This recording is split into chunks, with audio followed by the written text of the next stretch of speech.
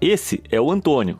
O Antônio acabou de pavimentar essa estrada. Essa parece ser uma estrada muito forte e bem pavimentada. Muito bem, Antônio. Só que tem um portão ali que precisa ser fechado. Parece que o Antônio não considerou que colocar uma camada grossa de asfalto acima do chão o faria ficar mais alto, até o ponto de o portão não poder mais ser fechado. Cara, acho que só resta uma pergunta a ser respondida. What do you think, Antonio? Meu Deus do céu. Ou essa foi a melhor imitação de galinha que eu já vi em toda a minha vida, ou o pobre Antônio está tão confuso com essa situação quanto o resto de nós. Quando você vai reformar o banheiro, em geral um profissional vai te aconselhar sobre quais são os melhores materiais para se usar e qual o tamanho que as coisas precisam ter. Mas quando uma pessoa tenta bancar a sabe-tudo e meter o bedelho mesmo sem ser qualificada, alguns problemas bem óbvios podem acabar acontecendo. Como esse cara, que acabou de instalar uma torneira nova, super chique, mas não considerou a mudança no ângulo do fluxo d'água. Também quem é que precisa de uma pia quando se tem um ralo totalmente funcional ali no chão, né?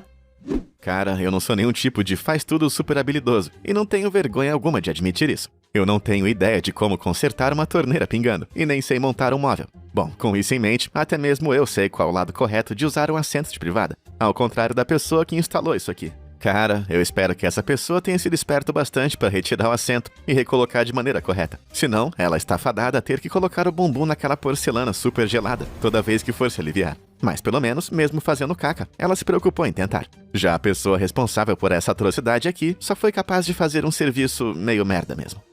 Ok, vamos apenas tentar usar um pouquinho de lógica nessa situação. Ou esse banheiro foi convertido em 2 cômodos menores, ou alguém passou várias horas agonizantes fazendo um recorte do drywall para ele encaixar com perfeição ao redor do vaso sanitário, que ele escolheu não retirar por qualquer motivo que seja. Parece que a pessoa que projetou essa aberração tem um conceito bem errado de como economizar espaço em ambientes compactos. Realmente, eu acho que pode ser que... eu tô perdido aqui, eu já nem sei mais o que pensar. Por que você não me ajuda dizendo pra mim nos comentários o que você acha que aconteceu aqui? E aproveite pra curtir esse vídeo e se inscrever no canal. E aí, tudo feito? Maravilha! Prontos pra ver mais algumas pessoas que conseguiram estragar tudo do jeito mais bizarro possível?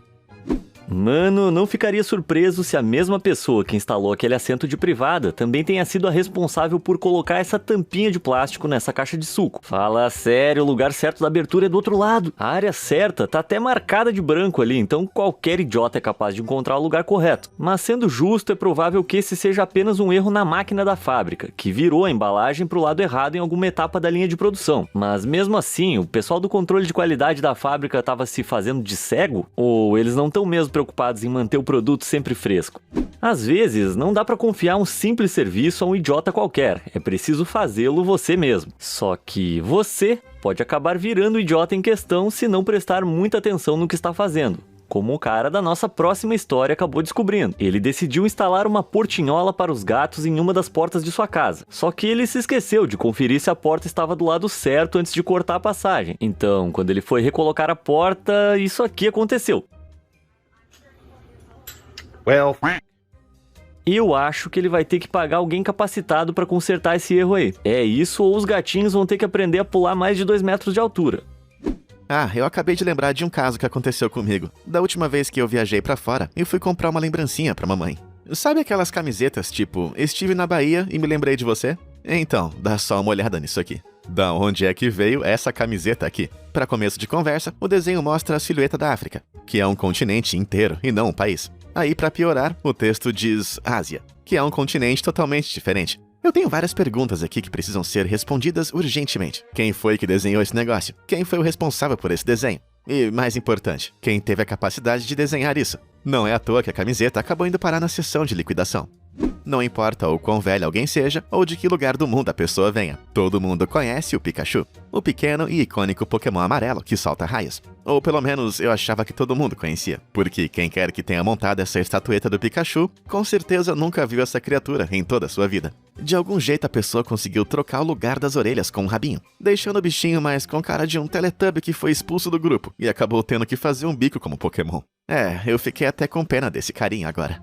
Quando as pessoas anunciam um produto na internet, tudo que eles têm que fazer é colocar uma foto mostrando como é o item de verdade, depois enviar o produto pro comprador. Não me parece nada muito difícil, mas falar é sempre mais fácil do que fazer, como o usuário do Reddit chamado Matt.One descobriu. Ele é fã de uma série animada em stop motion chamada Wallace and Gromit, então ele decidiu comprar uma caneca com o formato da cabeça do Gromit na internet. Mas o que ele acabou recebendo foi...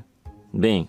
uma foto da caneca da cabeça do Gromit estampada em uma caneca normal. Eu não sei se isso foi o golpe de algum espertinho tentando lucrar com o estranhíssimo e específico nicho de fãs de canecas de Wallace e Gromit, ou se essa pessoa acreditava de verdade que alguém gostaria de ter a imagem de uma caneca em uma caneca. Essa loucura toda aí me lembra aquele filme A Origem.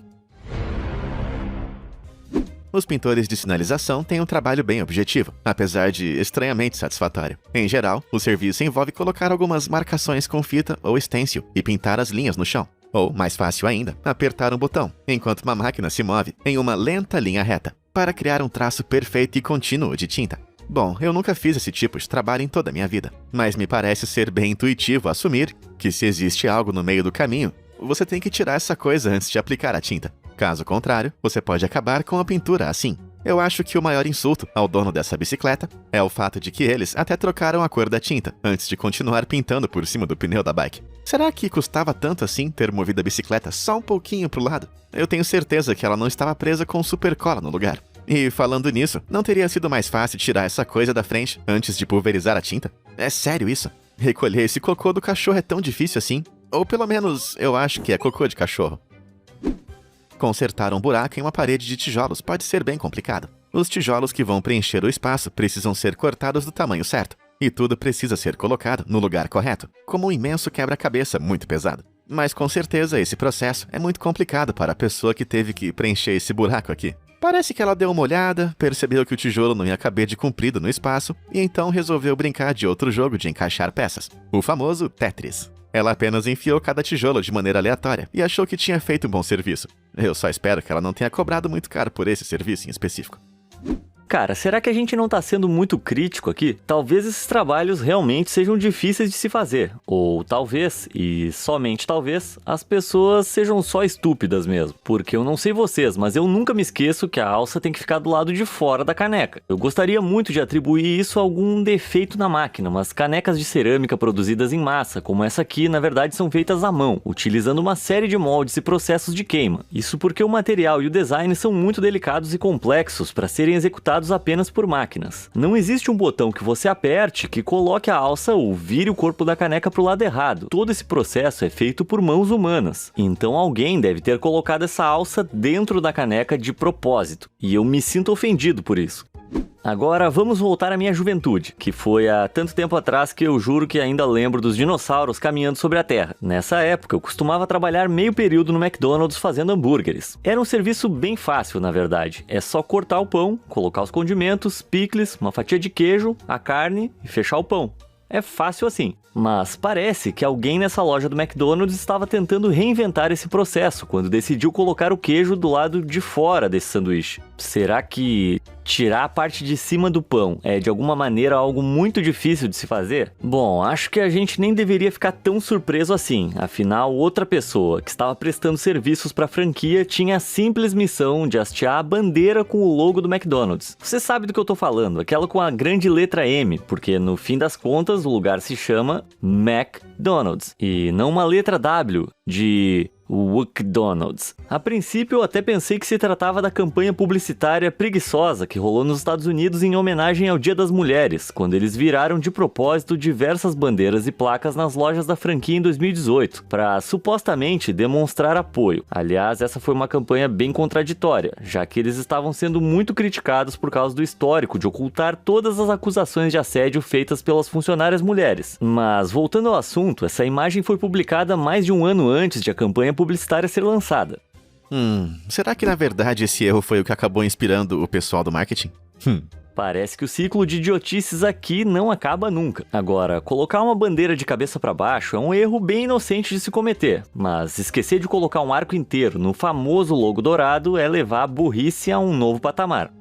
Acontece que esse logo, com um único arco dourado, é original dos anos 1950, quando os prédios do McDonald's foram projetados. As estruturas contavam com 2 arcos iluminados, cada um cruzando um lado do telhado, para fazer o prédio se destacar. Já o modelo que todo mundo conhece, com os 2 arcos representando a letra M, não foi incorporado ao logo até 1962. E até hoje, as 12 lojas mais antigas do McDonald's, ainda em funcionamento, que foram abertas nos anos 50, ainda exibem apenas o arco único original, que é usado para marcar os prédios icônicos. Eu sei que toda essa parada de história é bem legal, mas quando eu vi esse logo, me deu a impressão de que o lugar se chama McDonald's.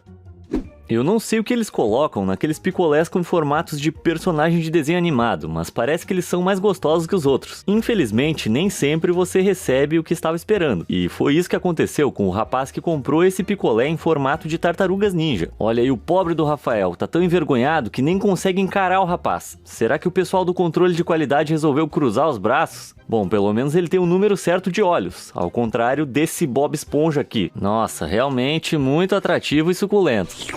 Gostinho de pesadelo. Que horror, cara. Sabe aqueles pequenos e adoráveis Minions da franquia de filmes Meu Malvado Favorito? Eles são tão populares que suas imagens já foram impressas em praticamente tudo, de Crocs até macarrão enlatado. E algumas pessoas até fizeram bolos decorados com esses carinhas amarelos. Oh, mas as coisas nem sempre saem como planejado. Por que alguém colocaria dentes nele assim? Cara, você tinha apenas uma tarefa: fazer um bolo de aniversário bonito, usando qualquer um desses modelos como inspiração. E nenhum deles tem dentes, e nem parecem ter saído direto das profundezas do inferno. O único motivo para alguém fazer um bolo desses é se estiver tentando fazer uma criança desistir de ser dentista. Bom, se bem que nesse caso, a pessoa pelo menos colocou algum esforço para fazer o bolo, ao contrário do que aconteceu com a usuária do Reddit chamada Cats and Jeeps 2. Ela encomendou o bolo, que deveria ter o formato de Nintendo Switch, para o aniversário de sua filha, em uma confeitaria local. No entanto, o pedido foi terceirizado para outro confeiteiro, que por algum motivo não entendeu bem as instruções que foram dadas. Então, quando Katz recebeu o bolo, ele estava um pouquinho diferente. Ok, eu tenho certeza que não foi isso aqui que ela pediu. Mas ao menos tem uma foto comestível da imagem de referência que Katz enviou em cima do bolo, junto com a parte dos joelhos de Katz. Ah, e o reflexo dela, tirando uma foto do Switch. Tudo que uma criança de 8 anos espera no aniversário. Muitas das construções que nós temos não foram projetadas para acomodar pessoas com mobilidade limitada. Mesmo assim, eu não acho que virar as escadas de cabeça para baixo seja uma boa solução. Essas rampas são tão íngremes que a pessoa teria que ser extremamente radical para descê-las em uma cadeira de rodas. Na verdade, o mais provável é que esses lances de escadas tenham sido pré-fabricados e embalados para proteger os degraus. Na hora de fazer a instalação, os pedreiros não viram as marcações ou elas estavam erradas mesmo e acabaram colocando os degraus virados para baixo. Caramba, sabe o que isso aí tá me lembrando? Aqueles desenhos de escadas impossíveis do MC Escher. Eu tenho uma confissão para fazer. Eu não gosto muito de elevadores. Eles me deixam ansioso, porque eu sou meio que claustrofóbico, saca? No entanto, eu ficaria bem confortável num elevador como esse aqui, porque alguém que deve ser muito mais claustrofóbico do que eu instalou não apenas um, nem 2, mas 3 botões de abertura das portas. Mas espera aí, e se esses não forem botões de abrir as portas? Onde tá o botão de fechar as portas? Será que pelo menos um desses botões funciona mesmo? Ai caramba, isso acabou virando um jogo de adivinhação muito arriscado. Acho que eu vou descer pelas escadas mesmo. Para se manter saudável, todo mundo tem que se exercitar pelo menos um pouquinho. Mas a pessoa que arrumou essa bicicleta com a intenção de fazer exercícios deve estar querendo enganar a si mesma. Consegue ver o porquê? É isso mesmo. Aqueles pedais foram colocados de maneira que é quase impossível de usar. E você precisa do efeito alavanca, que é obtido quando se empurra um pedal para baixo, para que o outro pedal possa completar o ciclo. E é por esse motivo que as bicicletas comuns têm os pedais num ângulo de 180 graus de separação. Mas qualquer pessoa que andar nessa bicicleta logo vai perceber o quão difícil é ganhar momento sem o auxílio do efeito alavanca. Não que seja totalmente impossível, mas com certeza é muito lento e bem engraçado de se ver. Só tem um motivo para eu gostar de assistir a jogos de futebol americano: as líderes de torcida. Elas estão sempre alegres, suas coreografias são muito bem ensaiadas e elas sempre fazem tudo com muita perfeição. Só que as líderes de torcida nem sempre acertam, como por exemplo essa aqui, do Notre Dame Fighting Irish. Opa! Setinha girando para a esquerda. Mas sejamos honestos, essa garota já foi arremessada no ar, já deu tantas piruetas durante o jogo que ela já nem deve saber o que é para cima ou para baixo. Além do mais, eu duvido que alguém aqui seria capaz de fazer o tanto de acrobacias que uma líder de torcida faz sem ficar completamente grogue na mesma hora. Agora, eu tenho uma perguntinha para vocês. Quais são as 3 partes principais de um garfo? Eu sei. O cabo ou pega, aquela partezinha mais larga no meio, e os dentes pontudos, certo? Muito bem, então será que dá pra me explicar como é que isso aqui pode ser chamado de garfo se ele não tem nenhuma das partes principais? Mesmo que esse talher tenha sido produzido em uma fábrica totalmente automatizada, não existe alguém responsável por fazer o controle de qualidade dessas coisas? Será que a pessoa encarregada ficou entediada demais vendo tanto garfo na frente que decidiu, sei lá, tirar um cochilo durante o expediente? Ou será que ela achou engraçado deixar passar esse projeto mal sucedido de pai em meio aos outros talheres?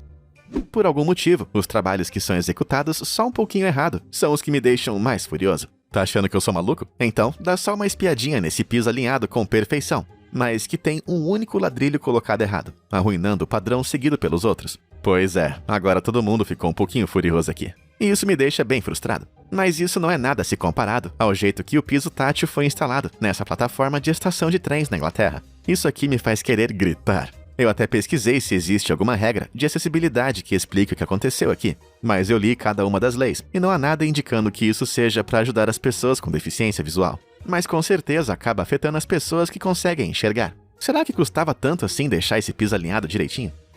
Bom, eu preciso de ajuda para entender esse próximo caso, porque eu não consigo saber qual dos trabalhos foi feito errado aqui. Alguém instalou o secador de mãos nesse banheiro público a apenas 5 centímetros do tampo desse gabinete simplesmente porque achou que seria engraçado, talvez? Ou será que o gabinete é que foi instalado ali depois do secador, apesar de ele ser claramente muito grande pro lugar? Na verdade, pouco importa a resposta, eu já tô irritado com isso mesmo. Será que não dava para instalar o secador um pouquinho para cima ou comprar um gabinete menor? Assim daria para as pessoas pelo menos secarem as mãos direito. E eu espero que o bocal do secador vire de lado, mas mesmo assim isso me deixa furioso.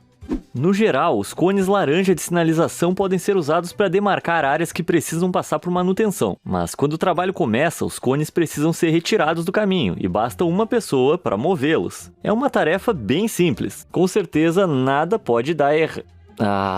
Parece que pelo menos 2 trabalhos foram feitos de maneira deplorável aqui. O cone, que deveria ter sido recolhido, mas não foi, e o cimento ao redor dele, que acabou todo mal feito. Parece que esse pobre cone tá fadado a viver forever alone.